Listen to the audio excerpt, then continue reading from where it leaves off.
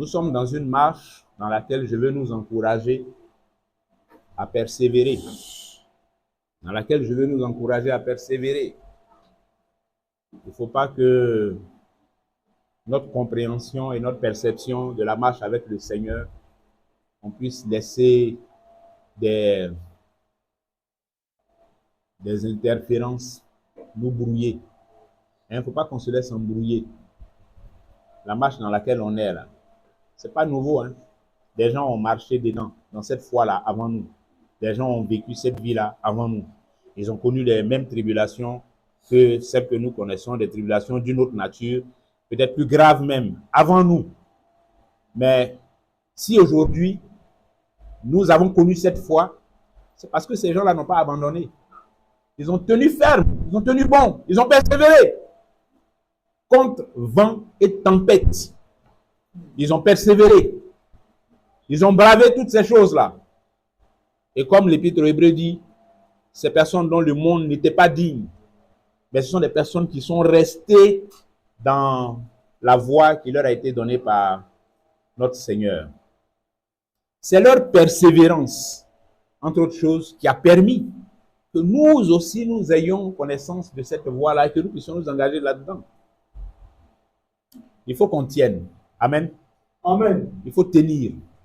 Olivier, il faut tenir. On ne lâche rien. Hermine, on ne laisse pas. Il faut tenir. Jusqu'au bout, il faut tenir. Ange, il faut tenir. Il n'y a rien. Il faut tenir. Le Seigneur est avec nous. Ça peut être bizarre par moment. On peut avoir l'impression que la barque même va se renverser, ça va chavirer. Mais il n'y a rien. C'est zéro. Le Seigneur est avec nous. Persévérons. Tenons ferme. Amen. Amen. Quelqu'un disait, c'est cette tribulation même qui fait, et puis la foi en Jésus est doux. Amen. Amen. Il dit, c'est tribulation qui fait, et puis la foi en Jésus, là, c'est doux. Amen. Amen. Voilà. Voyons ça comme ça. Voyons ça comme ça. Pas que les tribulations nous fassent peur, pas que les épreuves nous fassent trembler, ou pas que les interrogations qui surgissent dans notre esprit, les questions qu'on peut se poser sur la vie. Demain sera comment? Aujourd'hui même est comment? Mes enfants, moi-même, l'avenir. Il ne faut pas que ces questions-là nous déstabilisent, bien aimés. Ce sont ces questions-là qui font que c'est doux. Amen. Alléluia. Prenons ça comme ça. Parce que d'ailleurs, il a dit, prenez courage, car j'ai vaincu le monde. Amen.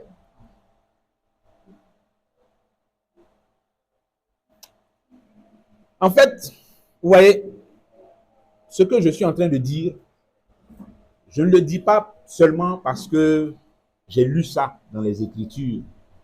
Je le dis parce que, dans une certaine mesure, ça fait partie de mon expérience.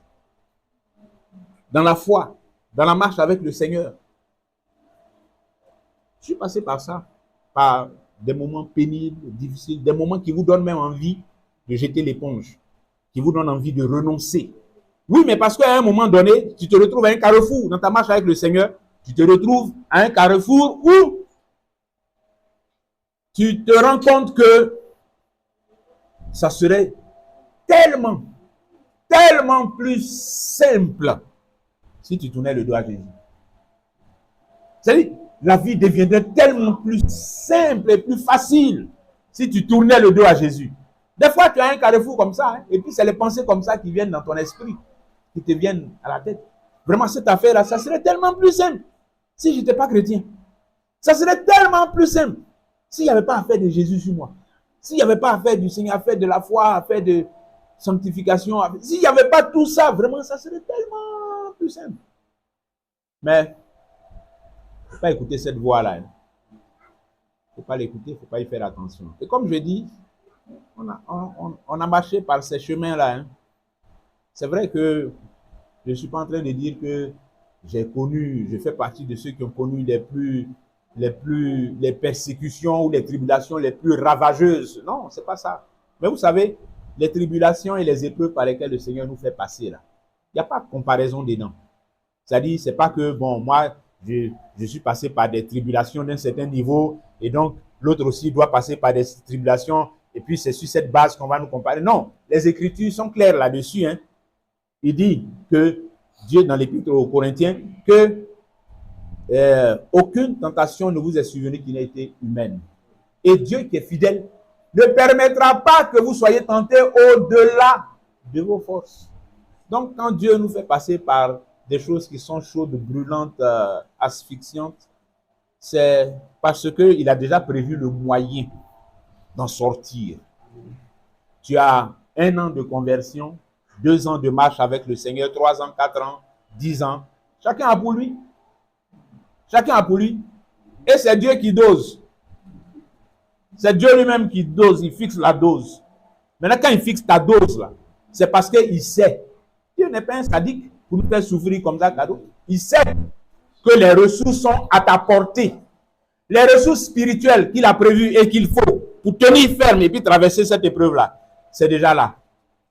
Mais quand tu gardes les yeux fermés et quand tu te laisses distraire par les voix qu'il ne faut pas écouter, bon, c'est à ce moment-là que ces ressources qui sont pourtant disponibles, tu ne peux pas les voir, tu ne peux pas les utiliser pour pouvoir traverser la vallée de l'ombre de la mort.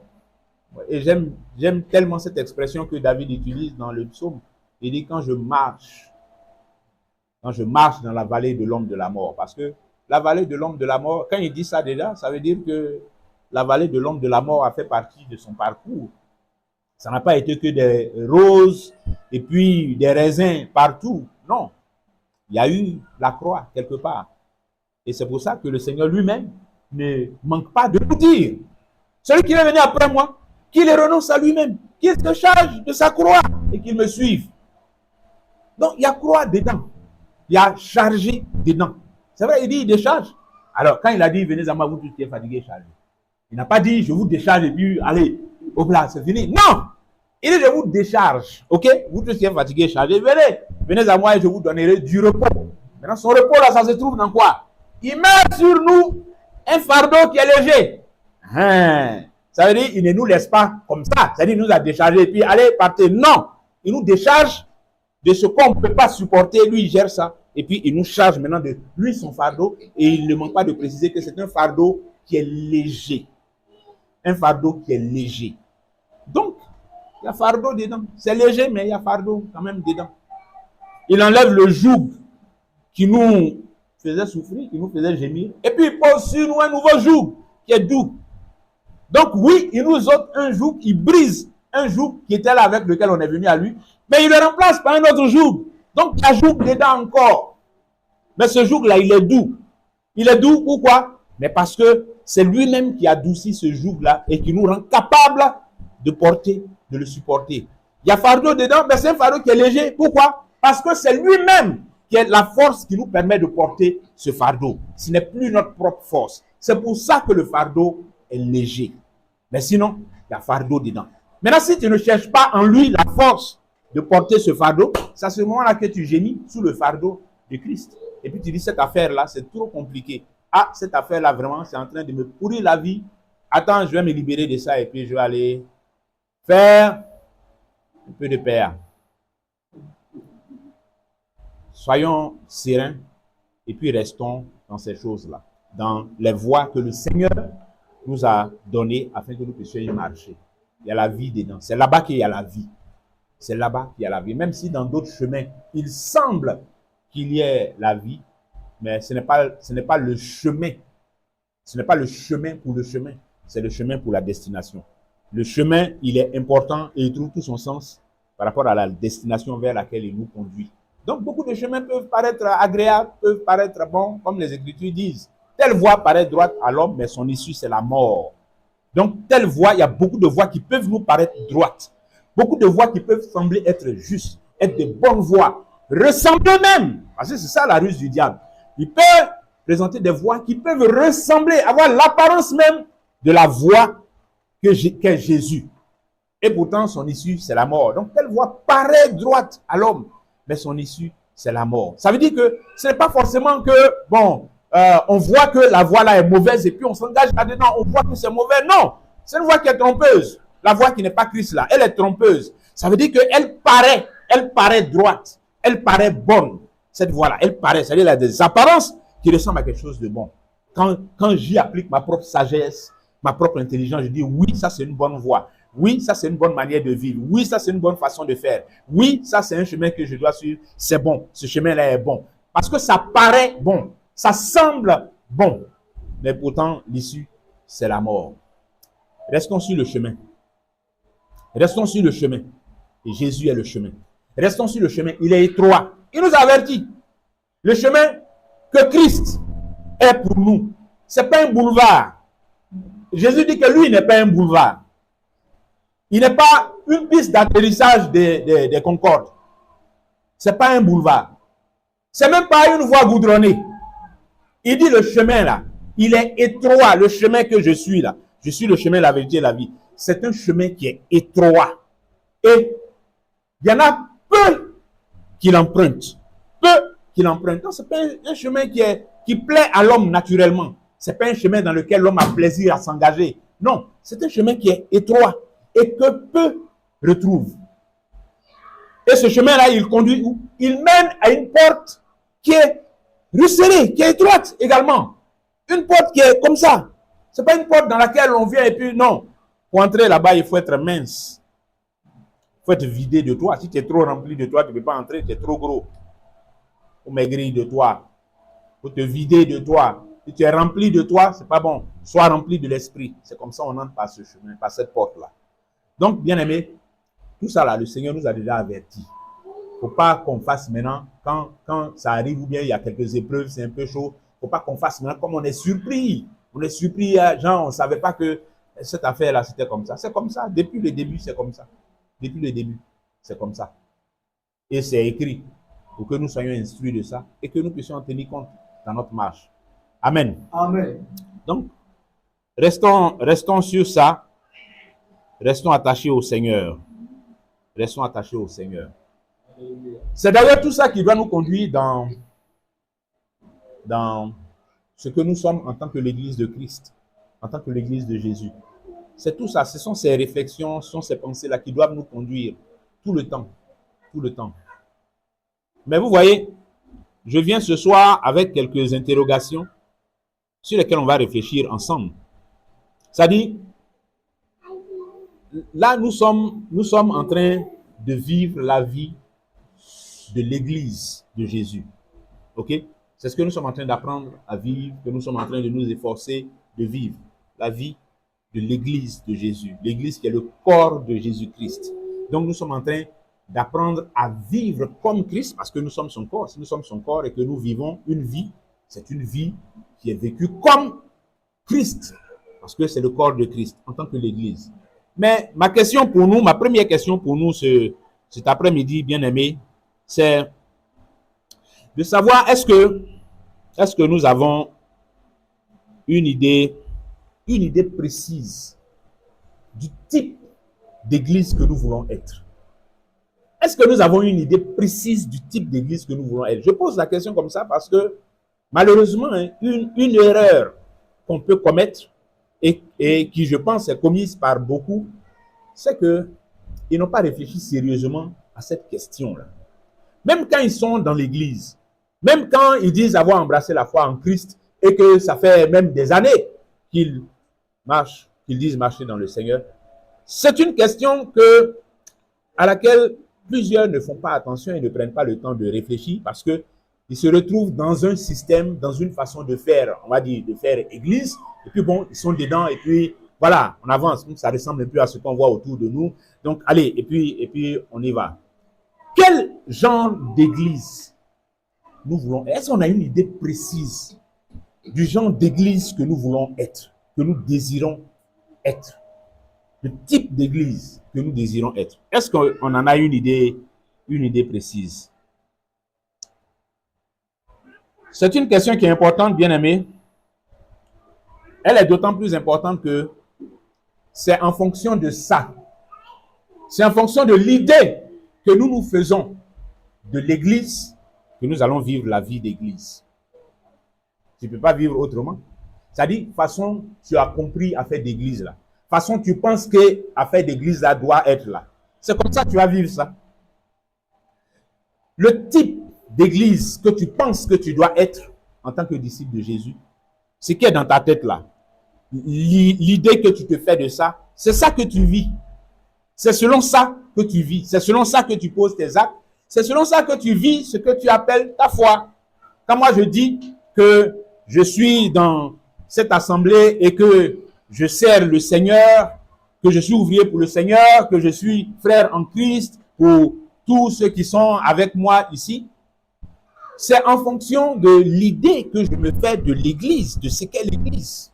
C'est en fonction de ça. C'est en fonction du type d'église auquel j'aspire là. C'est en fonction de ça que je m'engage dans tout ce que je fais au sein de l'église, au sein de l'assemblée. Donc, ce que je fais, ce que je suis dans l'assemblée, quand elle se réunit comme aujourd'hui, et en dehors, est conditionné par la perception que moi-même, la compréhension que j'ai de ce qu'est l'église et du type d'église auquel j'aspire. Et ça, c'est une réflexion qui est importante. Parce que si la réponse à cette question-là, bon, déjà si quelqu'un ne s'est jamais posé cette question, c'est déjà dramatique, hein? Oui. Et je le dis sans exagérer, c'est ce que je crois. Ça serait dramatique que quelqu'un soit dans l'église et puis il ne s'est jamais posé la question de savoir, ou alors il ne s'est jamais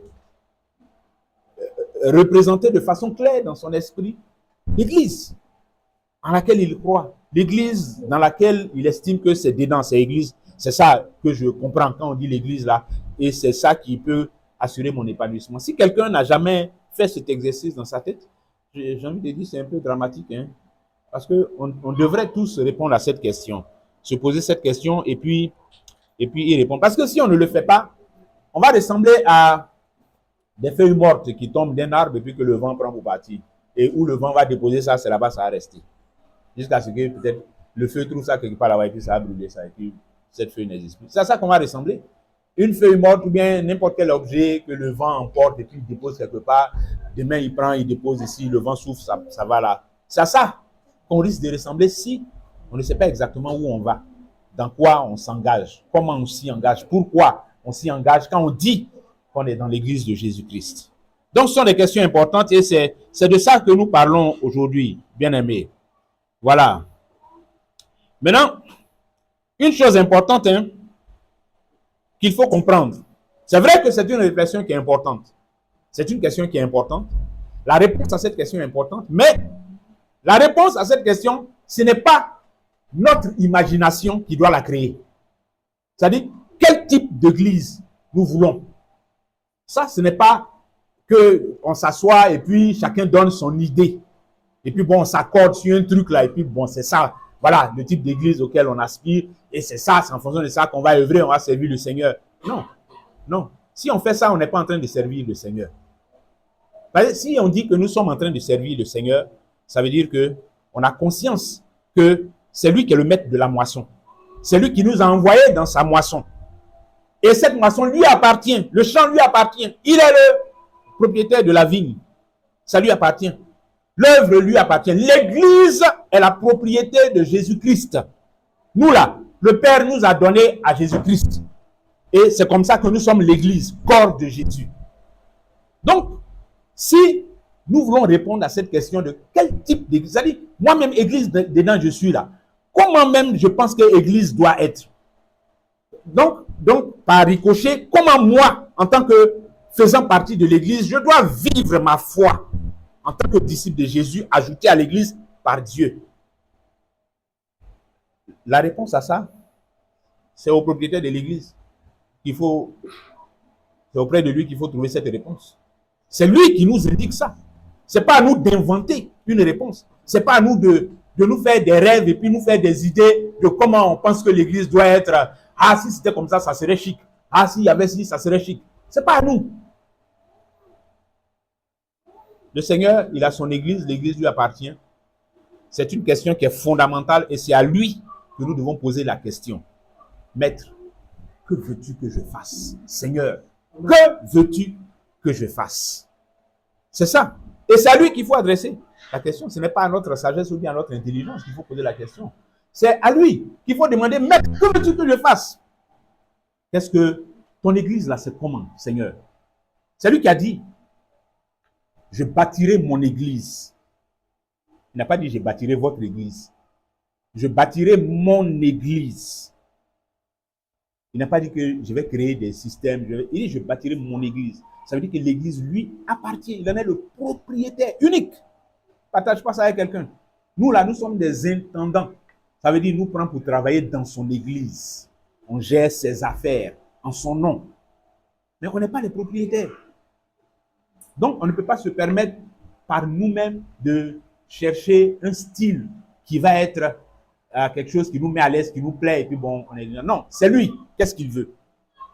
Seigneur, que veux-tu que je fasse? Parce que l'église est la sienne. Et ça, c'est important. Maintenant, où est-ce que nous trouvons la réponse à ça? Mais Dieu merci, comme je l'indiquais tout à l'heure, c'est pas nous on a commencé à faire d'église. Hein. Nous, on est en 2025. Si on a trop duré dans l'affaire, bon, pour nous autres là, c'est depuis les années 90. C'est tout. Donc, on est récent. On est récent. Nous ne sommes qu'une nouvelle génération dans l'affaire d'église là. L'histoire de l'église, ça remonte à depuis longtemps. Le Seigneur Jésus-Christ lui-même, il est venu. C'est à partir de sa naissance là que les gens ont placé l'année 0. Ça veut dire que si on considère ça, ce que Jésus-Christ est venu lui-même présenter concernant son église là, que lui-même il a dit, les paroles qu'il a sorties de sa bouche avant de partir là, c'est depuis 2025, il y a 2025 années de cela que l'affaire a commencé.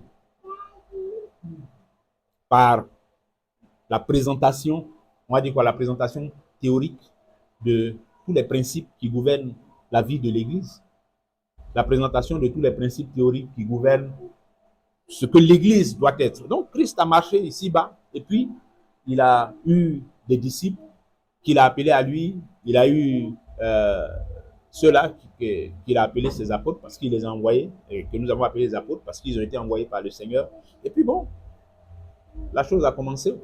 Il leur a donné les instructions. Quand il est parti, eh bien, eux, pendant qu'il était là avec eux, il leur a donné l'enseignement, les explications sur ce qu'il devait faire, ce qu'il devait comprendre dans l'affaire de son église. Quand il leur a dit, je bâtirai mon église. Donc, il a expliqué, il a enseigné, il a formé et tout ça. Et puis, il est parti.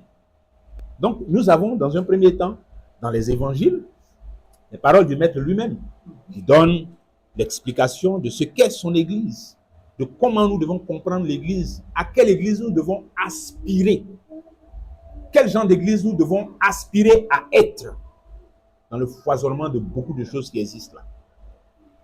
Retournons dans les évangiles et puis on lit ce que le Maître a dit, comment il a présenté l'esprit de l'église, la forme de l'église, comment il l'a présenté. Et puis ensuite, quand il est parti, eh bien, les disciples à qui il a transmis toutes ces connaissances-là se sont chargés de mettre en application de façon concrète et matérielle les choses qu'ils ont entendues du Maître.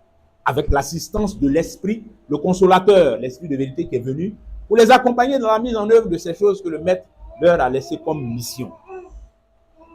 Donc quand on lit également les écrits que les apôtres nous ont laissés, que les anciens nous ont laissés, eh bien on retrouve l'expérience de l'Église, la vie de l'Église et tout ça. Mais bien entendu, toutes ces choses-là, c'est la lumière qui a été mise sur l'ombre qui était projetée déjà depuis les temps anciens.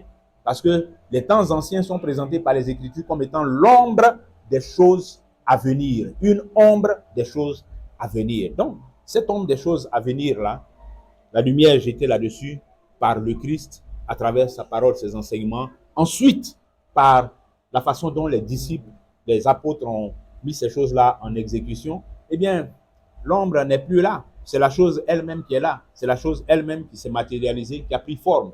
L'Église de Jésus-Christ est là, elle est établie, elle vit, elle fonctionne, elle est en train de marcher dans l'accomplissement de sa mission.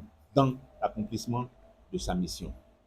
Et puis, ça s'est perpétué d'âge en âge, de siècle en siècle, jusqu'à notre époque. Comme l'Épître aux Corinthiens dit, à nous qui sommes parvenus jusqu'à la fin des siècles. Et cette expression, ils l'utilisent déjà pour eux-mêmes à leur temps là-bas.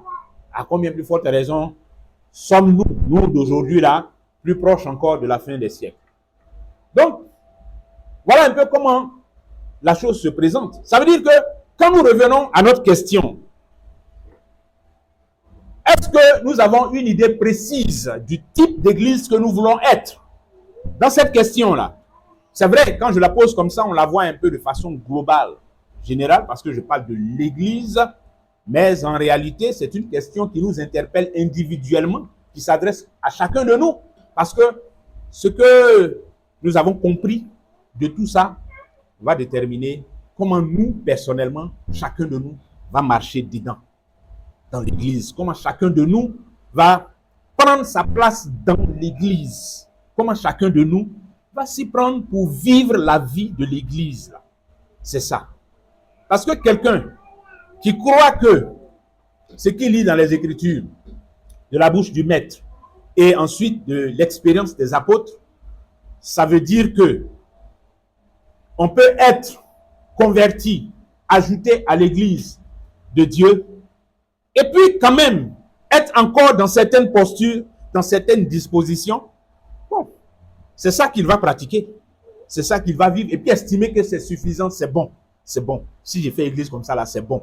Dieu déjà est content de ça parce que c'est comme ça que je vois, c'est comme ça que j'ai compris. Donc, c'est une question qu'il est important de sonder de façon sérieuse. Amen. Alors, vous voyez, si le Seigneur a pris soin de faire tout ce que je suis en train d'expliquer, ça montre une chose, au moins, ça montre une chose, que Christ, qui a dit qu'il bâtirait son église, n'a jamais eu l'intention de laisser libre cours à chacun de faire comme il veut. Sinon, à quoi ça servirait de nous laisser un modèle avec les anciens?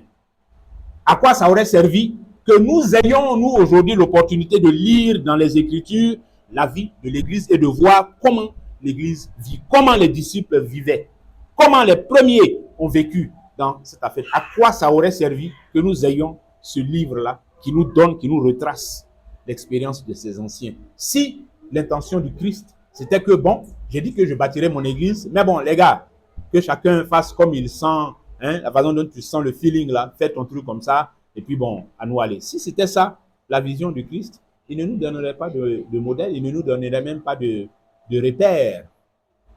Mais gloire lui soit rendue parce que nous avons un repère.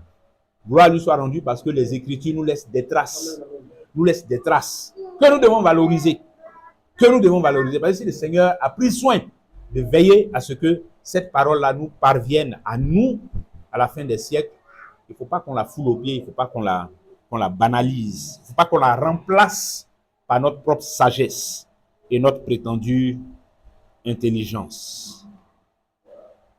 D'où ma question, Nadia.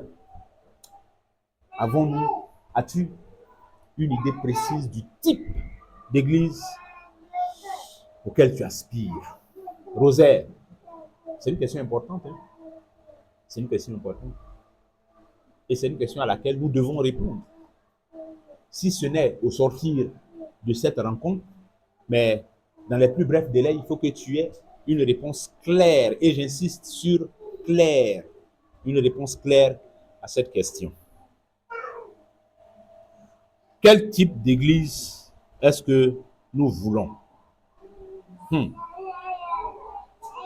Alors, est-ce que nous voulons d'une église qui cherche à plaire au monde avec toutes sortes de compromissions, comme on voit aujourd'hui, hein, malheureusement, ou bien une église qui cherche à plaire à Jésus et à faire sa volonté? Qu'est-ce que nous voulons? Quel genre de chrétiens, de disciples de Jésus nous voulons être? Quel genre d'église nous voulons être? Une église qui s'accommode de toutes sortes de compromissions? Ou bien une église qui cherche à ne plaire qu'à Christ seul et à faire sa volonté?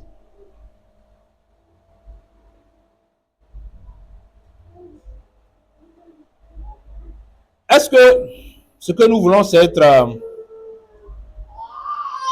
une église qui se contente et se satisfait du moindre effort devant les difficultés, les tribulations dont on a parlé tout à l'heure, qui sont associées à la marche dans la foi, ou bien une église de frères et sœurs qui sont simplement engagés dans la foi, qui sont engagés dans quelque chose qu'ils comprennent, qu'ils savent, et puis qui s'efforcent de marcher conformément à ce qu'ils ont compris et que nous avons dans les Écritures.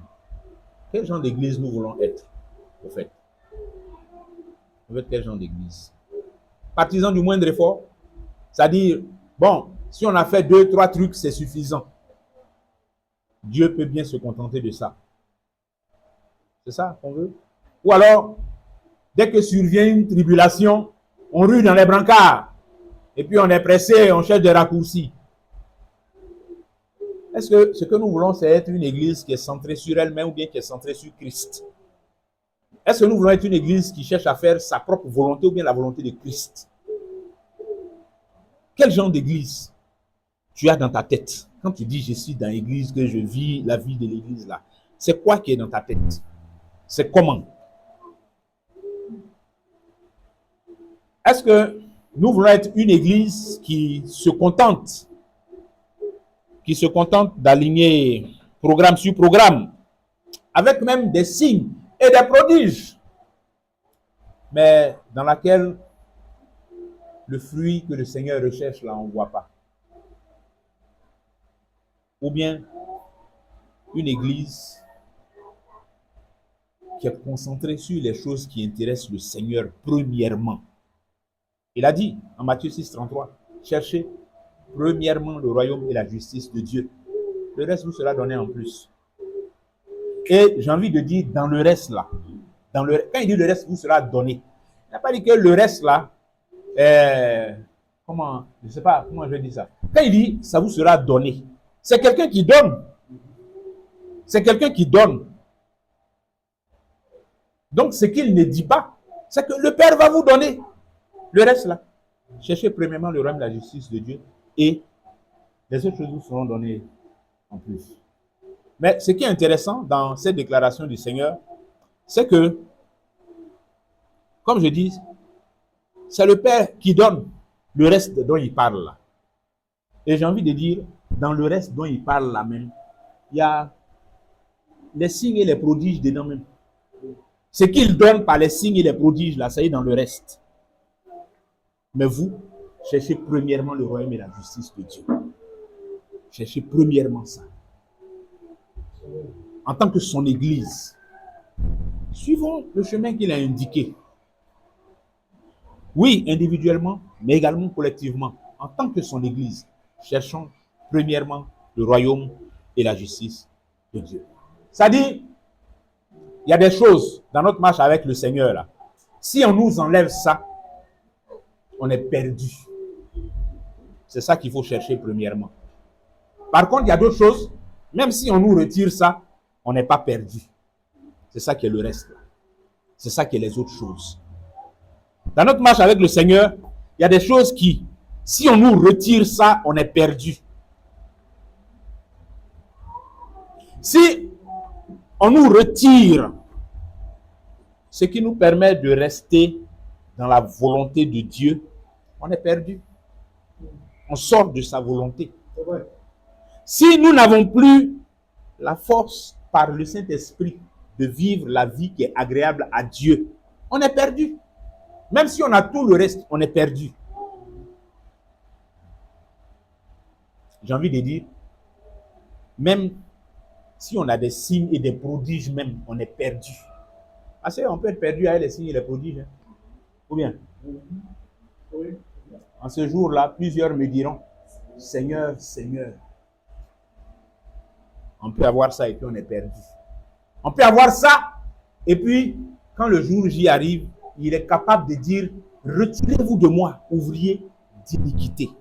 Alors, cherchez premièrement le royaume et la justice de Dieu. C'est ce qui peut faire que le juge, à la fin, ne pourra pas nous dire « Retirez-vous de moi ». C'est ça qu'il faut chercher premièrement. Et le reste, là, on peut avoir ça et puis il va dire « Retirez-vous de moi ».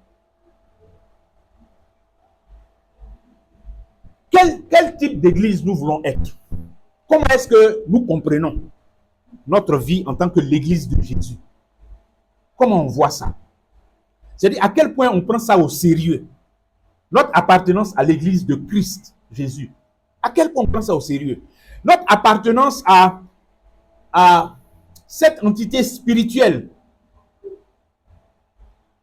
qui est appelée le corps de Jésus et qui fait de nous ses membres. À quel point on prend ça au sérieux? Comment on voit ça même? Comment on voit ça? Est-ce qu'on mesure la profondeur de ça? Jusqu'à nous, on est membres de Jésus. Nous sommes les membres de celui qui est le Fils de Dieu. Nous sommes ses membres. Il a fait de nous ses membres. Est-ce qu'on mesure la profondeur de ça? Est-ce qu'on mesure la hauteur de la responsabilité? Est-ce qu'on mesure ça? Ça veut dire que quand nous sommes appelés le corps de Christ, quand nous sommes appelés les membres de Christ, là, ça veut dire, si le Christ doit faire une chose, ce sont ces membres-là qui l'utilisent pour faire ça. Il ne le fait pas autrement. C'est pour ça qu'il s'est donné des membres. Parce qu'il a des choses à faire. Celui qui n'a rien à faire n'a pas besoin des membres. Mais si c'est donné des membres, si c'est donné un corps, c'est parce qu'il a des choses à faire. Parce que c'est le corps là qui fait des choses. C'est le corps qui fait les choses. Si nous n'étions que tête, c'est-à-dire on est là, c'est des têtes qui sont sur les chaises là. On ferait quoi? D'ailleurs, même pour être sur les chaises là, ça suppose que quelqu'un nous a transportés pour venir nous déposer là. On ne pourrait rien faire si nous n'étions que tête. Mais si nous sommes tête et corps, c'est parce que on doit être capable de faire des choses. C'est pour ça qu'on a un corps. Donc si Christ, spirituellement, s'est donné un corps dont nous sommes les membres, mais ça veut dire que on a des choses à faire. Que nous avons des choses à faire en tant que les membres de ce corps-là. Et en les faisant, je dis, nous ne les faisons pas de nous-mêmes, mais nous les faisons sur instruction de celui qui est le cerveau, qui est la tête, et qui nous fait agir. Qui nous fait agir. Est-ce que nous mesurons la responsabilité? Quel type d'église nous voulons être? Quel type d'église est-ce que nous pensons que Christ veut? Quel type d'église nous pensons que Jésus veut? C'est-à-dire quand Jésus nous a ajouté à son église là, nous on voit ça comment? On pense que c'est comment?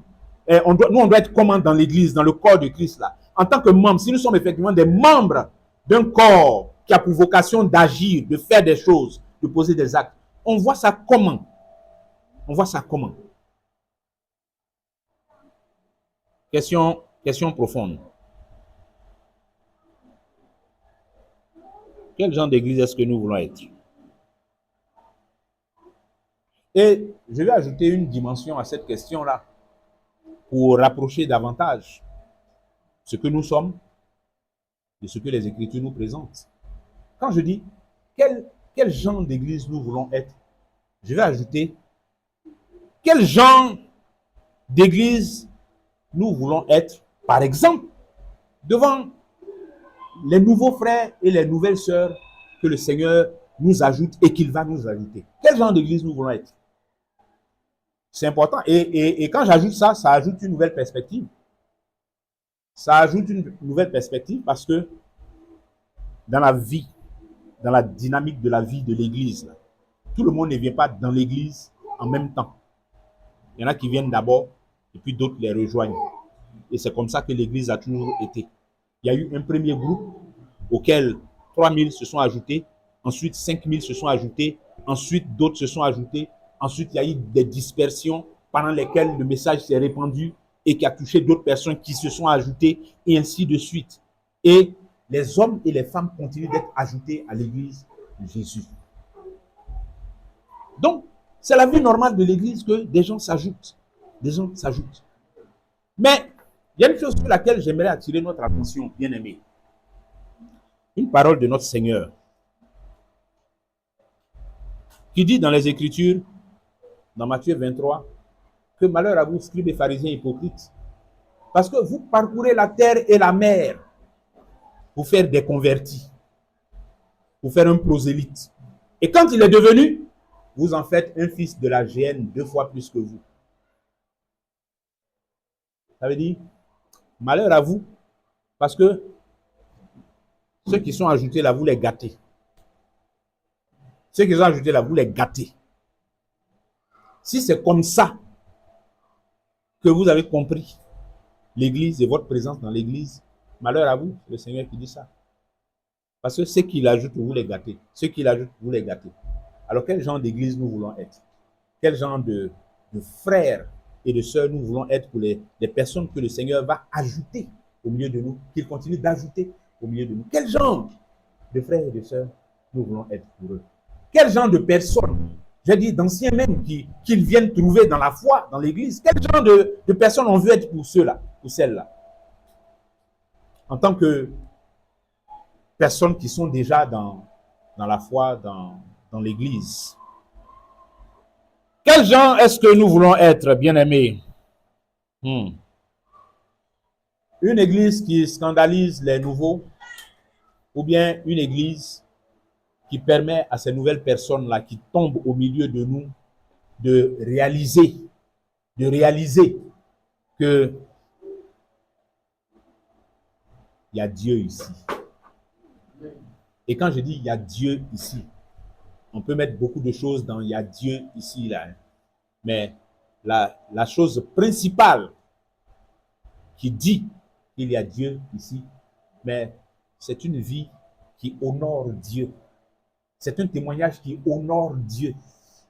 Un témoignage qui, quand quelqu'un qui ne connaît pas la vie de Dieu arrive au milieu de nous, mais il voit, il entend, il observe, il comprend et il est édifié par ce qu'il voit, par ce qu'il entend. C'est ça, bien-aimé.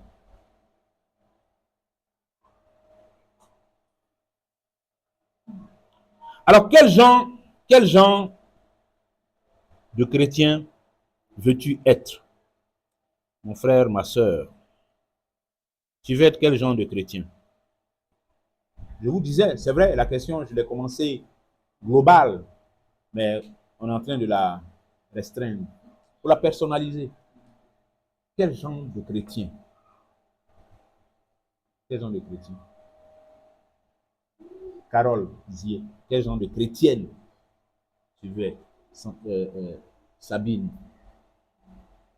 quel genre de chrétien? Madame Bézo, quel genre de chrétienne? Quel genre de chrétienne on veut être? Ma soeur Aou, quel genre de chrétienne? Quel genre de chrétien, Ange? Quel genre de chrétien on veut être? C'est important, hein, bien aimé. C'est important. Oui, parce que il y a beaucoup de possibilités hein, qui sont là. Il y en a qui estiment qu'ils vont se spécialiser dans une vie de chrétiens qu'on appelle communément les chrétiens du dimanche ou bien les chrétiens des réunions. Voilà. Ça, c'est ça. C'est là que se trouve leur zèle. Ce sont les limites de leur christianisme, de leur foi. Au-delà de ça, c'est vide. Il n'y a plus rien. Il y en a qui vivent, bon, leur foi sous les yeux. Sous les yeux. Quand il n'y a pas Dieu pour les regarder, il n'y a plus de foi. Quand il n'y a personne qui va les contrôler ou bien les regarder, quand il n'y a personne qui pourrait être scandalisé, bon, ils se lâchent. Ils sont dans une autre gamme. Mais dès qu'il y a des yeux qui peuvent les voir, les observer, voilà, ils deviennent droits. Il y a ça, hein? Il y a ce modèle-là que certains choisissent d'adopter. Ce modèle hypocrite, faux et menteur. Et puis, à côté de ça, il y a le vrai modèle qu'on a dans les Écritures.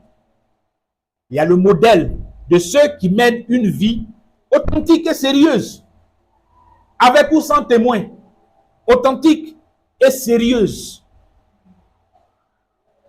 Quelles que soient les circonstances, quelles que soient les conditions. Alors, quand je dis ça, ça ne veut pas dire que c'est toujours les mains dans les poches en sifflotant que, voilà, on traverse la vallée de l'ombre de la mort. Non, c'est chaud. C'est chaud. C'est difficile par moments. C'est difficile. Mais celui qui a compris et qui a choisi de vivre par l'Esprit de Dieu une vie chrétienne sérieuse, authentique, la vallée de l'homme de la mort, là, il serre les dents et puis il traverse ça. Parce qu'il sait que la houlette et le bâton sont disponibles pour lui. Donc, au lieu de garder les regards sur le caractère effrayant et démotivant de la vallée de l'homme de la mort, la vallée de l'homme de la mort, elle joue son rôle. Son rôle, c'est de présenter la mort. C'est pour ça qu'elle est la vallée de l'homme de la mort. Elle joue son rôle. Mais que chacun joue son rôle. Que moi, à qui Dieu fait traverser cette vallée-là, je joue mon rôle aussi. De celui qui a conscience que la houlette et le bâton du berger sont toujours là, à ma disposition. Et par conséquent, je ne crains aucun mal. Et quand il dit je ne crains aucun mal, ça veut dire qu'il y a mal. Il y a mal qui est là, mais je ne crains pas. Il y a des choses qui peuvent me faire mal même, mais je ne crains pas. Je ne crains aucun mal. Je ne redoute aucun mal. Pourquoi? Pas parce que je suis trop fort, je suis trop... Non, mais parce que la houlette et le bâton sont là. Et je n'oublie pas ça. La houlette et le bâton sont là. Et je compte sur ça. Et je sais m'appuyer sur lui. Je sais demander son secours et recevoir son secours pour pouvoir traverser la vallée de l'homme de la mort plutôt que de basculer dans la facilité, dans les raccourcis, dans une vie légère, sans consistance. Quel genre de chrétien veux-tu être, mon frère, ma sœur?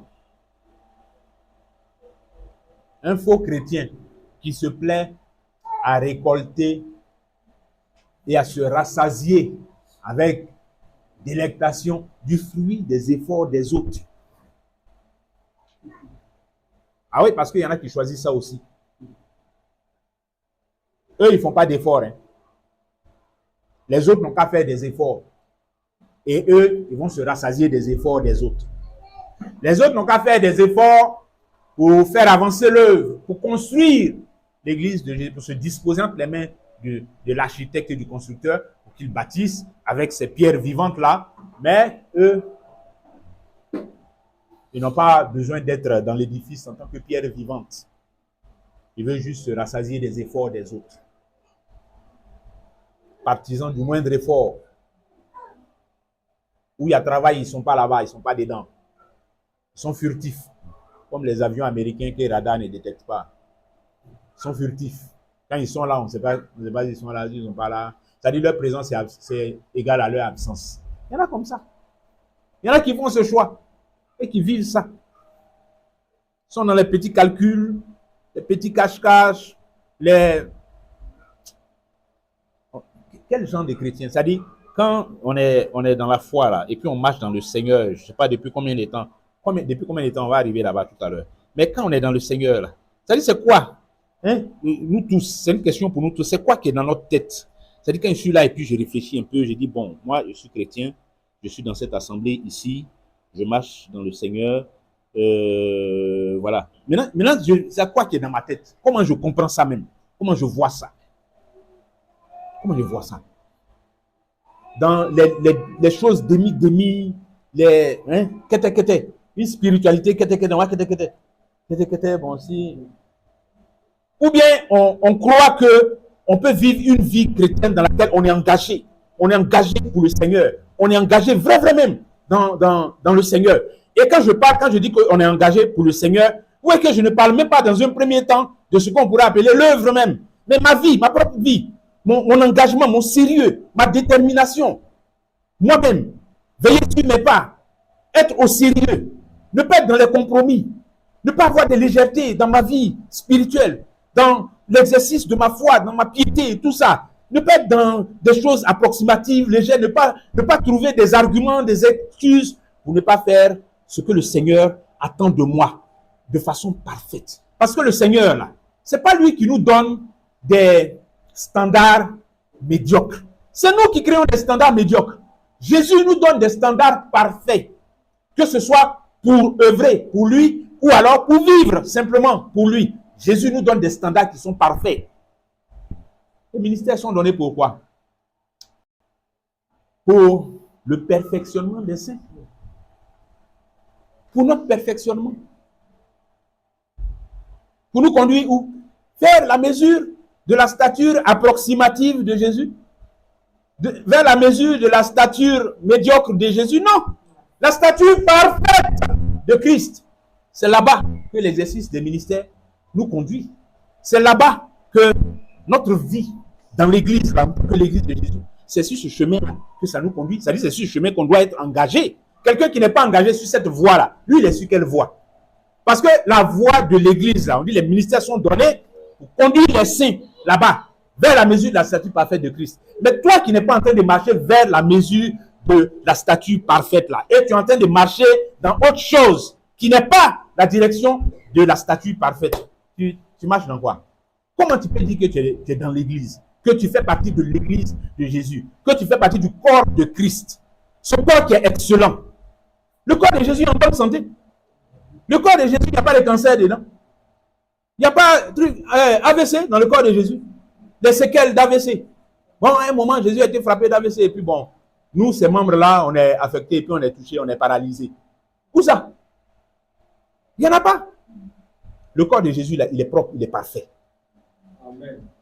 Et Jésus conduit son corps dans une marche de perfectionnement.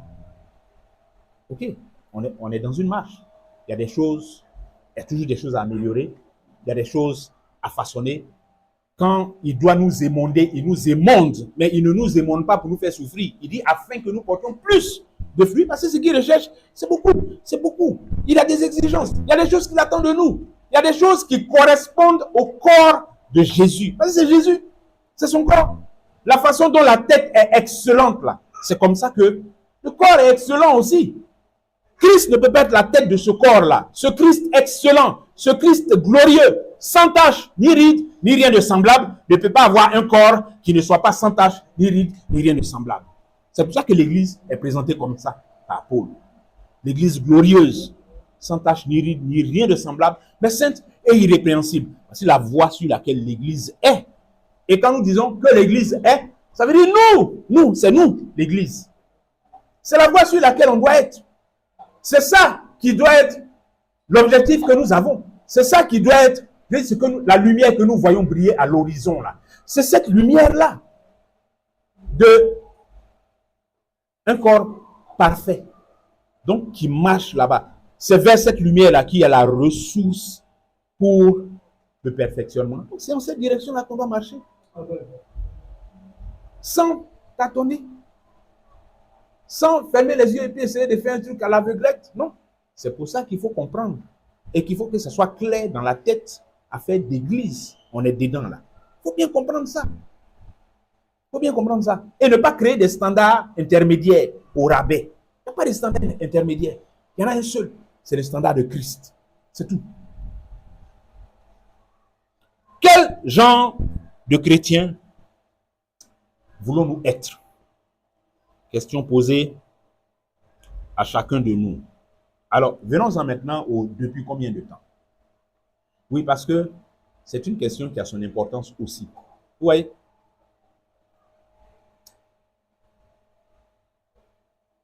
Ici, là, quels sont ceux qui sont convertis depuis moins d'1 an?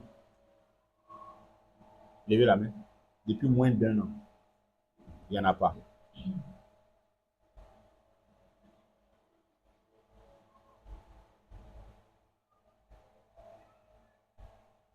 Ceux qui sont convertis depuis 2 ans. 2 ans seulement, hein, pas plus. 3 ans. Levez bien, levez bien. 4 ans. 5 ans. Je n'ai pas dit 3 ans. J'ai dit 3 ans. 5 ans. 6 ans. 7 ans. 8 ans. 9 ans. 10 ans et plus. D'accord. Alors, vous voyez, le petit sondage que je viens de réaliser là, vous savez ce que ça nous dit? Il faut qu'on fasse attention. Il faut qu'on fasse attention.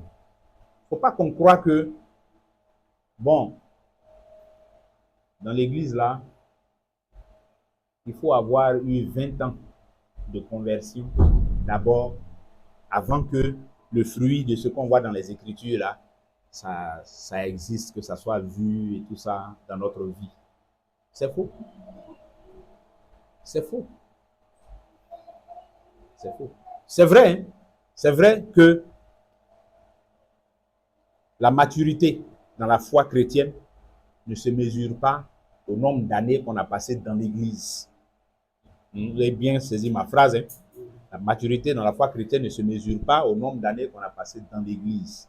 Et j'ai envie d'ajouter à la fin de cette phrase-là, malheureusement.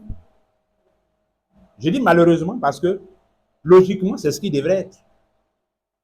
Logiquement, c'est ce qui devrait être. C'est-à-dire, si moi, j'ai passé 20 ans dans la marche avec Christ, c'est-à-dire, il faut que moi je comprenne que ce n'est pas normal que j'en sois encore aux choses élémentaires après 20 ans. C'est ce que l'Épître aux Hébreux dit. Vous qui devriez être des maîtres à présent, vous en êtes encore aux choses élémentaires. Ça veut dire quoi? Ça veut dire que vous là, on a marché ensemble depuis. Et puis regardez où vous êtes encore. C'est pas normal. Vous devriez être à un niveau plus élevé de la foi. Vous devriez être à un niveau plus engagé dans votre foi. Mais regardez où vous en êtes. Si l'Épître aux Hébreux dit ça comme ça, c'est ce que ça veut dire. Ça veut dire que ce qui est logique, c'est que plus j'ai duré dans la foi, plus je devrais avoir un certain niveau de maturité que celui qui a fait moins de temps que moi pourrait avoir comme niveau. C'est la pure logique. C'est la pure logique. Mais vous savez ce qui nous fatigue, ce qui nous distrait, on n'est pas concentré. On n'est pas concentré. On est dans le Seigneur, mais on a encore beaucoup de casseroles. On est dans le Seigneur, mais on se donne l'impression que on peut vivre une vie chrétienne au rabais. Et puis, ça va, ça peut aller. On est dans le Seigneur et puis on s'autorise des choses qui ne sont pas normales.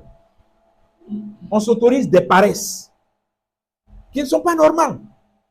Et résultat, on a des retards de croissance spirituelle. On a des retards de croissance spirituelle. Et ça, c'est une véritable plaie dans l'Église. Des retards de croissance spirituelle.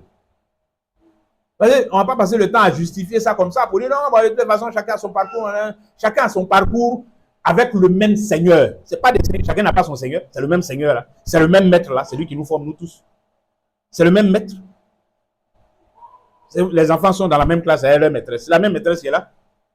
On dit non, chacun a son parcours. Donc si lui, il est le dernier de la classe, c'est normal. Chacun a son parcours. Pourquoi? C'est pas normal. Il ne faut pas qu'on voit ça comme normal. Il ne faut pas qu'on normalise nos retards de croissance spirituelle. Parce qu'il y a des retards. Il y a des retards. Et il faut être honnête avec soi-même. Il faut être rigoureux et puis honnête. Être rigoureusement honnête avec soi-même. Pour admettre que, effectivement, j'ai des retards. J'ai des retards. Parce que moi, là, en principe, je ne devais pas être à ce niveau-là. Je ne devais pas être encore en train de me débattre avec ces petits trucs-là. C'est moi qui devais être en train d'aider quelqu'un à sortir de là. Ce n'est pas moi qui dois être là et puis on est en train de m'aider à sortir de là. Ce n'est pas normal. Je ne devrais plus être au niveau où on est en train de m'exhorter encore sur ces choses élémentaires-là. Non, non. Je ne peux pas accepter ça. C'est moi qui devrais être en train d'exhorter d'autres personnes qui se débattent encore avec ces choses-là. C'est ça. C'est comme ça. Moi, j'ai toujours plaisir. Paul a dit, en tout cas, se glorifier dans le Seigneur. Donc, moi, j'ai toujours plaisir à me glorifier dans le Seigneur quand je donne mon témoignage. Quand je partais être baptisé, bon, j'étais dans un système où le baptême n'était pas automatique. Hein? On avait nos petits cours, voilà, formation en vue du baptême. Quand je partais être baptisé, donc, après environ 9 mois de conversion, Après 9 mois de marche avec le Seigneur, il y a des gens qui me voyaient dans le groupe de ceux qu'on partait baptiser. Mais toi, tu fais quoi là-bas? On dit on va baptiser les nouveaux là et puis tu es là-bas. Parce que il me prenait pour un ancien. Quelqu'un qui est converti depuis quelque part avant de venir dans l'église où je les ai rejoints. Mais pourquoi? À cause des choses qu'il me voyait, dans lesquelles il me voyait. Et je ne ressemblais pas à un nouveau converti. C'est-à-dire qu'il ne faut pas se laisser, faut pas se laisser distraire par cette fausse conception-là. Oui, et je reviens à ça. Hein. C'est-à-dire, la façon dont tu conçois l'église et puis ta présence dans l'église, là, c'est ça qui t'influence et qui fait que tu vis comme tu vis. Si tu penses dans ta tête là que, comme je suis converti il n'y a pas longtemps, peut-être il y a 1 an, ou bien 2 ans, ou bien il y a quelques mois, je suis converti il n'y a pas longtemps, donc, si je traîne sur certaines choses, c'est normal. Si c'est ça qui est dans ta tête, tu as duré dedans. Tu as duré dedans. Tu as duré dans les enfantillages, dans les immaturités, tu as duré dedans. Pendant que le Seigneur t'attend dans des choses plus matures, parce qu'il y a travail qui correspond à ça. Et le travail est en train de souffrir. Ça attend l'ouvrier ou bien l'ouvrière qui va venir faire ça, à qui Jésus va confier ça. Mais c'est beaucoup d'enfants qui sont autour de lui. Des gens qui continuent de croire qu'ils sont des enfants encore. Qui croient que, bon, quand même, ce n'est que 1 an ou bien, bon, rien que 2 ans de conversion, est-ce que c'est pas grand-chose? Donc, les gens qui ont 10 ans de conversion, c'est... Non, non. Ça, c'est une façon de penser qui est diabolique, hein. C'est diabolique, mais parce que ça affaiblit l'église. C'est-à-dire, quand tu fais comme ça, tu t'affaiblis, et en t'affaiblissant, tu affaiblis l'église. Ce qui est la bonne attitude, là, ce qui est le bon comportement, ce qui est la vraie chose à faire quand on est l'église et qu'on a conscience qu'on appartient au corps de Christ, c'est de comprendre que Jésus, là, il nous nourrit pour qu'on grandisse. Il nous nourrit pour qu'on mûrisse. C'est ça que Jésus fait. Il nous nourrit pour qu'on mûrisse. Il ne nous nourrit pas pour qu'on reste au même stade de développement. Non. Si on est nourri et si on accepte effectivement la nourriture spirituelle que Jésus nous apporte en tant que ses brebis, en tant que son corps, mais si on accepte cette nourriture-là, on avance. On avance. Et les progrès que nous faisons dans la foi, c'est vrai, il y a des choses, il y a des transformations, des niveaux de transformation qui sont lents. Il y a des transformations qui sont lentes. Mais il y a beaucoup de choses qui sont rapides, hein, je vous assure, dans le Seigneur. Il y a beaucoup de choses qui sont rapides dans le Seigneur. Donc, si ces choses-là qui concernent ta foi, ta piété, ton zèle, ton engagement, le sérieux avec lequel tu joues ton rôle d'ambassadeur pour Christ, si dans ces choses-là, tu n'es pas en train de connaître ou tu n'as pas connu une croissance au rythme normal, qui est un rythme, je dirais, le rythme que j'appelle normal pour ces choses-là, c'est un rythme qui est rapide. Ce que Jésus veut, c'est des gens qui sont opérationnels. Travaillez beaucoup. C'est lui-même qui a dit, la moisson est grande. Il y a peu d'ouvriers. Donc, moi, lui qui dit ça là, il va te faire passer d'un processus où, pour que tu sois outillé, équipé là, ça va prendre 10 ans d'abord. C'est à quel moment moisson là va être faite? À quel moment? Non.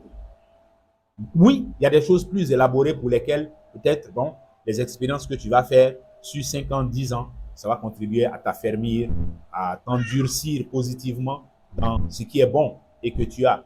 Te donner une bonne ossature, et puis bon, tu avances en maturité, et puis à mesure que tu avances, bon, le Seigneur te confie davantage de choses. Oui, ça existe, mais tout n'est pas comme ça dans la foi, là. Tout n'est pas comme ça. Tout n'est pas comme ça. Mais, ouais, c'est les mauvaises attitudes du début. Les mauvaises habitudes du début. C'est ça qui nous rattrape après. Et ça devient difficile après de corriger ça. Les mauvaises habitudes du début, là. Quand on a négligé la prière, quand on a négligé la parole de Dieu, quand on a négligé tout ce qui est exercice de la piété, à un moment, ça devient compliqué. Ça devient compliqué. Parce que Abidjan même ne nous donne même pas l'occasion de nous concentrer sur ces choses-là. On en a parlé. Il y a tellement de choses qui sont là pour nous distraire, pour nous détourner des choses qui vont nous faire grandir, qui vont nous faire mûrir, être des gens solides dans la foi. Tellement de choses qui sont là pour nous distraire. Donc si nous-mêmes on prête le flanc, ça devient compliqué, ça devient difficile. Mais si par l'Esprit de Dieu, on comprend ces choses-là, et puis on revient à des meilleurs sentiments et on réalise que faut qu'on avance. Mais on se met dans les dispositions pour avancer, bien aimé. Et il faut qu'on se mette dans les dispositions pour avancer. Il faut qu'on se mette dans les dispositions pour aller plus loin encore. Parce qu'on doit aller plus loin. On doit aller plus loin. C'est la qualité des ouvriers qui détermine la qualité de l'œuvre. C'est des bons ouvriers qui font bon travail. Quand on regarde le travail et puis le travail est mauvais, ça veut dire que les ouvriers sont mauvais. Quand on regarde le travail et puis le travail est insuffisant, ça veut dire que les ouvriers sont paresseux. Mais quand on regarde le travail de quelqu'un et puis on dit ce travail-là est bon, hein, ça veut dire qu'il y a eu de bons ouvriers là-bas. Donc la qualité de l'ouvrier là, c'est ça qui détermine la qualité de son travail. Les frères, ça dit il faut qu'on comprenne ces choses-là. Il faut qu'on comprenne ces choses-là. Il faut que si tu te reconnais humblement dans les mauvaises dispositions que j'ai pointées du doigt, il faut chercher à quitter dedans. Ce n'est pas normal. Ce n'est pas normal que tu es là, tu as fait... Moi-même, j'ai dit quelqu'un qui a fait 1 an dans la foi, il y a des choses qu'on ne doit plus voir dans sa vie. 1 an même dans la foi. Si tu es au sérieux avec Christ, tu ne dois plus voir dans ta vie. Il y a des choses qui ne doivent plus exister. Il y a des légèretés dans lesquelles tu ne dois plus être quoi? Au sérieux. Au sérieux. Au sérieux. Parce que tu prends ça au sérieux. Toi-même, tu ne t'amuses pas avec. Et tu ne permets pas que d'autres personnes s'amusent avec. Au sérieux. Mais, regardez. Quand je posais ma question de savoir quel type d'église nous voulons être là, à votre avis, regardez, rêvons un peu. Bon, malheureusement, on ne peut que rêver. Rêvons un peu. Rêvons un peu. Que nous sommes ici, nous sommes une assemblée qui, je dis, quand on se réunit ici et que la parole est donnée et que les conseils sont donnés selon la sagesse de l'esprit et que les instructions sont laissées aux frères et aux sœurs et puis on se sépare. Mais entre aujourd'hui et puis l'autre rencontre de dimanche prochain, on voit des choses. Ça dit, l'église bouge. Les ouvriers sont à l'œuvre. Et puis les gens se prennent au sérieux. Tu ne vas pas entendre des témoignages bizarres. Ça ne veut pas dire qu'il ne va pas avoir de problème. Il va y avoir des problèmes. Mais justement, même quand il y a problème, là, la façon dont on gère ça, ça fait partie aussi de tout ça. Là. Et puis on voit des choses comme ça au milieu de nous. Et puis on se retrouve encore dimanche prochain. Et puis, quand nous nous réunissons ici pour adorer le Seigneur, pour prier, pour nous édifier, on est là, on est ponctuel, il y a du zèle dans ce qu'on fait, on est assidu, on cherche pas, on n'est pas dans les tricheries, chercher des faux arguments pour échapper au travail ou bien échapper aux réunions et tout ça. Mais on est là, et puis on est au sérieux. Quelqu'un ne poursuit pas quelqu'un. Et puis on est là, il n'y a pas de gendarmes ici. Mais tout le monde a conscience de sa présence et de son appartenance au corps de Christ et puis fait son travail consciencieusement, parfaitement, selon le Seigneur. Et on s'applique à avoir un témoignage, à donner de nous-mêmes un témoignage qui est impeccable. Et dans nos rapports, dans nos relations fraternelles, on s'efforce toujours de marcher selon ce que les Écritures disent. Si l'un a sujet de se plaindre de l'autre, pardonnez-vous mutuellement. Que chacun parle à son frère selon la vérité. Et toutes ces choses-là, ça devient une façon de vivre effective au milieu de nous. Ah, on ne peut pas faire ça. Bon, mais c'est ça qu'on doit faire. Bien aimé. Pourquoi c'est dans rêve seulement on va voir ça?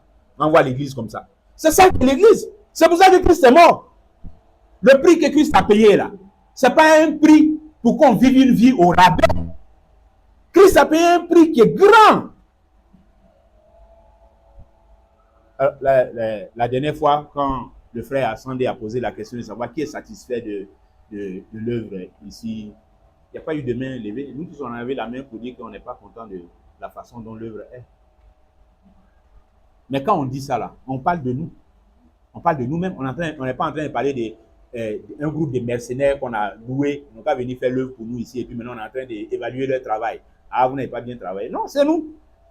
C'est nous, c'est chacun de nous individuellement. C'est chacun de nous.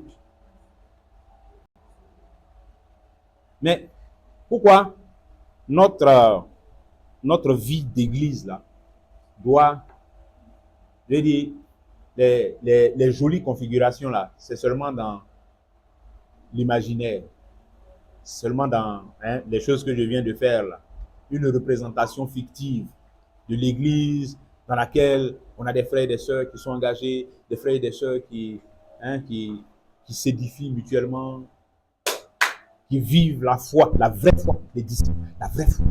Mais c'est dans les Écritures, c'est dans les Écritures. C'est pas à nous d'imaginer, c'est pas à nous d'inventer un nouveau truc, c'est pas à nous de créer un nouveau machin et puis on va vivre ça et puis on va dire bon voilà c'est l'église de Jésus. Non, ce qui est dans les Écritures là, c'est ça que nous devons vivre. La façon dont les gens ont vécu avec les Pierre, les Jacques, Jean, la façon dont on lit dans Actes des Apôtres, comment l'église était là, c'est ça qu'on doit vivre, bien aimé. Faut pas que, s'il y a des choses qu'on voit dans ces modèles-là qui nous manquent, faut pas qu'on considère que c'est normal. Non, ça veut dire qu'il y a quelque chose qu'on doit régler. Il y a quelque chose qu'on doit rattraper. Il y a des choses qu'on doit rattraper. Soit ensemble, collectivement, soit individuellement. Individuellement, quand on lit les instructions des apôtres, ce que Paul dit de comment nous devons vivre notre foi, de comment nous devons être engagés pour le Seigneur, de comment eux-mêmes, ils se sont donnés comme modèle en foi, en pureté, en sagesse et en toutes ces choses-là. Comment ils ont fait là? Et comment on lit dans les... C'est comme ça qu'on doit être, c'est comme ça qu'on doit faire. Il n'y a pas un modèle rabaissé où on dit, bon, ça c'est pour les nouveaux chrétiens. Eux, leur niveau là, c'est ça. C'est pas le niveau de Paul, c'est pas le niveau de Timothée, c'est pas le niveau de Paphras, mais eux, c'est les... Non, ça n'existe pas. Ça n'existe pas. Nous tous, on a le même modèle. On a le même calibre. On est mesuré à la même chose. Celui qui est converti aujourd'hui là, le modèle qu'on va lui présenter, c'est le modèle de Paul. Le modèle qu'on va lui présenter, c'est le modèle des frères qui sont dans l'église. C'est ça qu'on va lui présenter. Il n'y a pas un évangile pour les nouveaux convertis et puis un évangile pour les anciens convertis. C'est le même évangile là. C'est le même standard. C'est le même modèle. C'est Christ. Il est seul. Paul dit, soyez mes imitateurs, comme je le suis moi-même de Christ. C'est seul, lui seul. C'est le seul standard, la seule norme qu'on a. Donc, il ne faut pas qu'on se blague dans nos normes approximatives dans lesquelles on se réfugie et en se faisant croire qu'on est en train de vivre la vie chrétienne qui est agréable à Dieu. C'est pas parce que Dieu ne fait pas résonner son tonnerre comme sur le mont Sinaï avec Moïse et que tout est calme dans nos vies là qu'on va penser que Dieu est content de ça. C'est faux. Si toi-même tu lis dans les Écritures et que tu vois l'écart qui existe entre toi, ce que tu es en train de vivre là, comme l'église de Jésus, et puis ce qui est écrit là-bas, toi-même, ta conscience là te dit que tu es loin du modèle, que tu es loin de la norme, que tu es loin de ce que Christ attend de toi. Tu es loin. Et tu n'as pas d'excuse. Tu n'as pas d'excuse. Donc, bien aimé, comprenons ces choses. Comprenons ces choses. C'est-à-dire, il ne faut pas que on vienne, on écoute les messages, on écoute des messages, on écoute, on enregistre, on écoute, on prend note, on écoute des messages. Ça ne sert à rien s'il n'y a pas de changement. Ça ne sert à rien s'il n'y a pas de transformation. Ça ne sert à rien s'il n'y a pas de progression. Ça ne sert à rien du tout si nos vies ne sont pas influencées en profondeur par ces paroles-là. Ça ne sert à rien. Parce que quelle serait la différence entre nous qui sommes venus nous asseoir ici pendant 2 heures pour écouter un Gugus parler et puis quelqu'un qui se promène dehors là-bas? Aucune. Aucune. Si au sortir d'ici, on continue, la vie continue comme si on n'avait jamais entendu ces paroles-là. Il n'y a aucune différence. Et ça ne sert à rien du tout. Et ça, ce n'est pas le modèle de l'église qu'on a dans les Écritures. Église, là, ce n'est pas comme ça. Église, ce n'est pas une affaire où on se rassemble, un vient, il parle, les autres l'écoutent, et puis quand on a fini, on s'en va, chacun vit sa vie là, chacun vit sa belle life là-bas, et puis à la prochaine réunion, on se retrouve encore, et puis le même cinéma, et puis on parle, et puis d'autres écoutent, et puis on prend note, et puis on fait, et puis au plan, on ne se sait pas encore, et puis les uns et les autres vont vivre leur belle life, et puis on revient. Non! Faut arrêter ça. Ça, c'est pas église. Ça, c'est pas église. Ça, c'est club du quartier.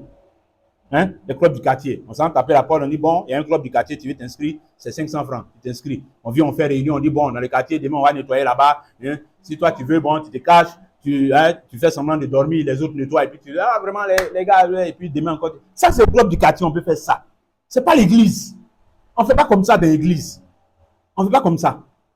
Parce que si la parole du maître vient, et puis on dit, on y croit, mais on ne fait rien avec, on est en train de mépriser le maître.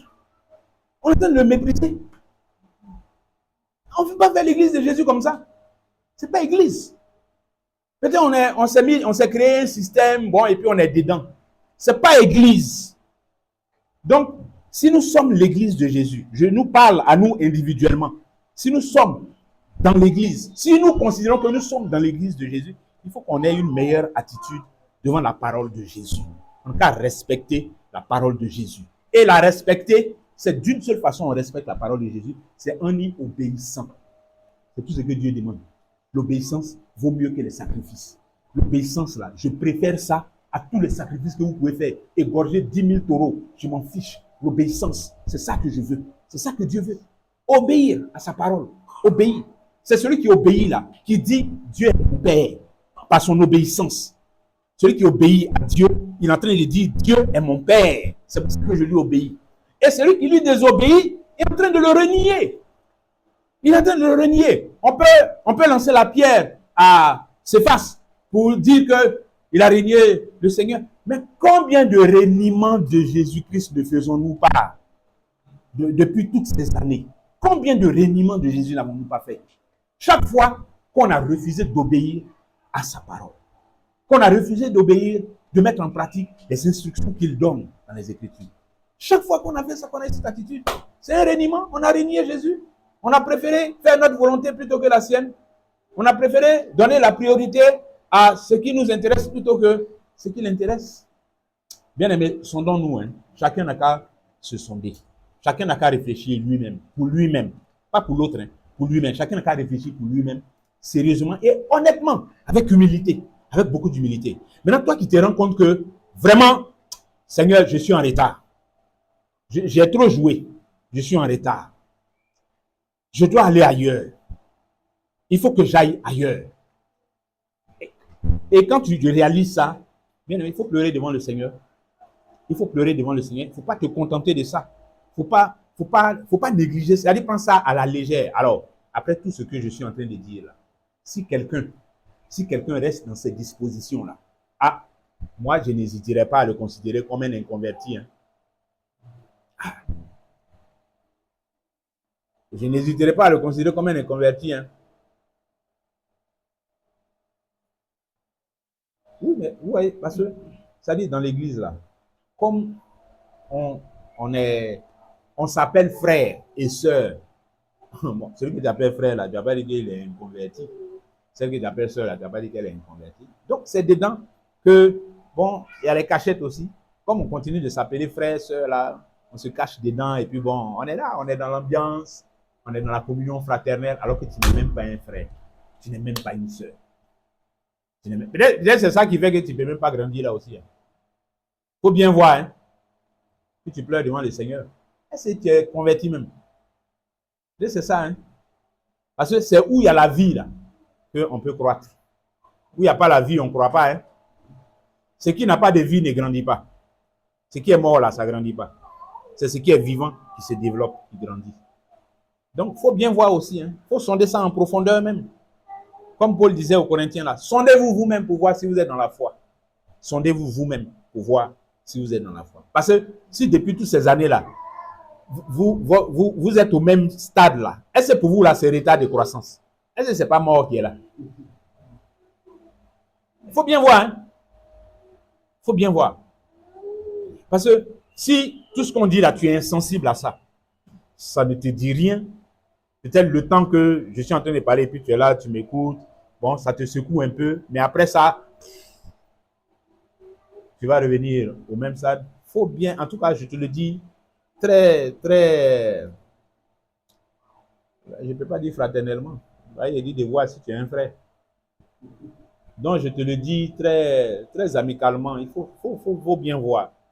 Il faut bien voir ton affaire là. Est-ce que tu n'es pas avec nous par un concours de circonstances? Bon, tu es là, tu es dans l'assemblée, bon, quand même, on est là, on se connaît depuis un moment, donc tu es là, tu as participé à certaines choses, tu fais partie de l'histoire aussi de cette assemblée, donc bon, c'est pas aujourd'hui là qu'on va dire que tu n'es pas converti. Il faut bien voir, il faut être honnête avec toi-même devant le Seigneur. Faut bien voir. Parce que mieux vaut te rendre compte que, c'est vrai, j'étais dans comédie tout ce temps-là, et puis tu vas pleurer devant le Seigneur pour qu'il touche ton cœur. Tu vas le connaître. Vrai. Plutôt que de rester dans la même comédie-là jusqu'à la fin. Ça sert à rien. Prends ton courage. Trouve la force d'être humble devant le Seigneur. Et puis, va pleurer devant lui. Si toi-même tu sais que ta présence dans l'assemblée là, c'est pas parce que tu es converti, mais c'est un concours de circonstances qui fait que tu es là depuis toutes ces années là, il faut aller pleurer devant le Seigneur. L'évangile qu'on prêche ici là, ça n'a qu'à te toucher. Voyez ce que moi je sais, et c'est pas ça que je vais terminer. Les Écritures nous disent que si quelqu'un est en Christ, il n'est plus comme avant. Si quelqu'un est en Christ, si quelqu'un est converti, si quelqu'un a été touché d'une manière authentique par l'Esprit de Dieu, si quelqu'un a expérimenté ça, il est né de nouveau. Il n'est plus comme avant. Les choses anciennes sont passées et toutes choses sont devenues nouvelles. Il marche en nouveauté de vie. Avant, il marchait par la vue. Il était conduit par ses sens, cherchait à satisfaire ses propres désirs, mais désormais, quelque chose s'est passé dans son mind là-bas. Il ne réfléchit plus comme avant. Les choses qui l'intéressaient avant là, il regarde ça comme de la boue. Ça ne lui dit plus rien. Les saletés dans lesquelles il prenait plaisir avant, ça ne lui dit plus rien. Son esprit ne va même plus là-bas. Bien aimé, et l'évangile là, il faut le recevoir d'une manière vraie. Si ce n'est pas comme ça que tu es en train de vivre quelque chose, si tu n'es pas en train de vivre cette expérience spirituelle là, ce que je peux te dire, il y a de fortes probabilités que tu ne sois même pas encore converti. Prends ça au sérieux. Et puis, cherche le Seigneur. Cherche le Seigneur. Maintenant, toi qui dis, je suis effectivement converti, l'Esprit de Dieu me rend témoignage que je suis enfant de Dieu, mais que tu connais des retards de croissance et que la maturité spirituelle que tu aurais dû avoir atteint après ces quelques années de marche dans le Seigneur, tu ne l'as pas encore atteinte. Quels que soient tes arguments, quelles que soient tes excuses, quelles que soient les raisons que tu peux évoquer, c'est nul et non avenu, de nul effet. Jésus ne reconnaît pas tous ces arguments. Ce qu'il sait, c'est que tu as reçu son esprit. Ta part, c'est de te disposer à recevoir sa parole. C'est de te disposer à te laisser nourrir de sa parole pour pouvoir grandir. Il ne faut pas penser que tu peux grandir avec autre chose, avec tes philosophies, avec tes systèmes, avec tes stylés. Tu as grandi spirituellement, ça n'existe pas. C'est la parole de Dieu. Elle est centrale. Ce sont les Écritures. C'est la connaissance des Écritures. Vous connaissez la vérité et la vérité vous rendra libre. Ce qui va t'affranchir de l'ancienne façon de vivre là, définitivement, c'est la connaissance des Écritures et l'obéissance à sa parole. C'est dans cette dynamique que tu dois t'inscrire, bien-aimé. C'est ça l'évangile. C'est ce que les Écritures nous présentent. Christ, il est mort pour nos péchés selon les Écritures, mais afin que nous vivions non plus la vie de péché, mais la vie sanctifiée par l'Esprit de Dieu. Une vie qui est agréable à Dieu, qui plaît à Dieu. En offrant nos corps comme un sacrifice vivant, saint, agréable à Dieu. C'est ça le culte raisonnable auquel Dieu prend plaisir. Voilà.